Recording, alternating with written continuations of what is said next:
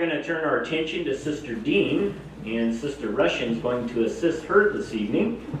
She's got the source, will people of all races ever truly be united as brothers and sisters? And she's witnessing to a neighbor. Hi, Nikki. I brought you some soup. Thanks again, Lydia, for bringing over some soup for me. I hope you didn't go to too much trouble. Oh, you're so welcome, honey. No, it wasn't much trouble. I just hope you feel better soon. Thank you.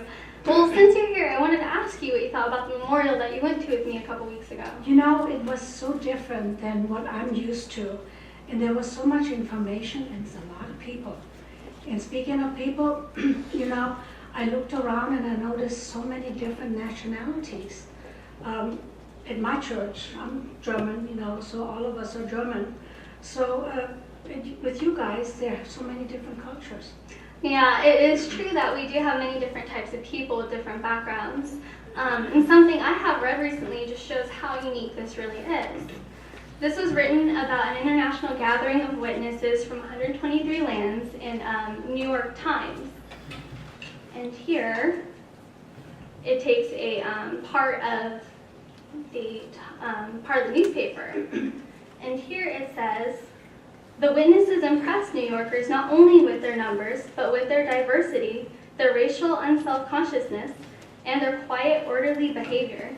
What do you think of that? Wow, it's amazing that even a very popular newspaper would recognize that witnesses are so diverse. Yeah, and you know, the Bible actually says that it would happen and that they would know that we are Jesus' disciples because of this. You know, since you're familiar with the books, I have an extra Bible here if you want. Okay. And if you want to turn with me to John 13:35, we'll see what Jesus has to say about this.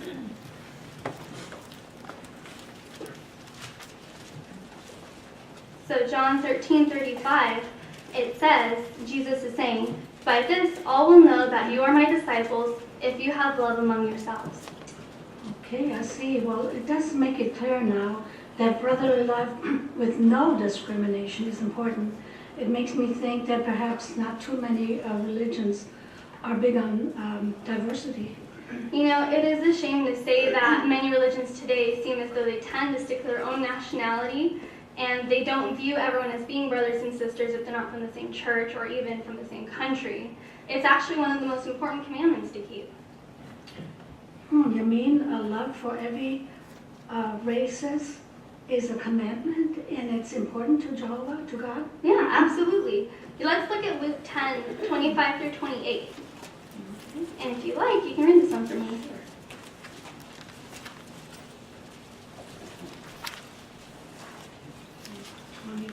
Through 28. Yes.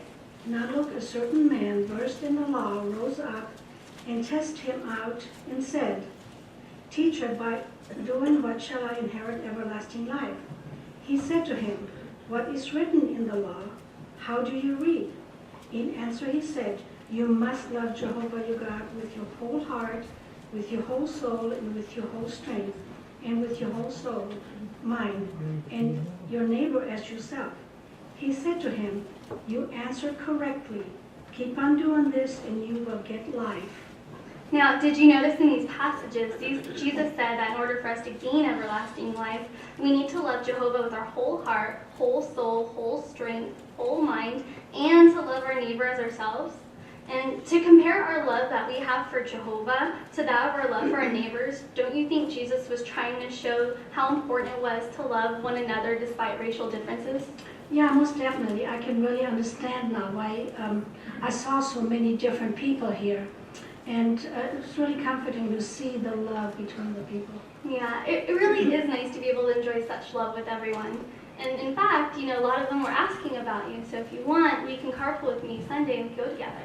Well, that sounds like fun. I'll take you up on your offer. Sounds good. Now enjoy the soup. Okay.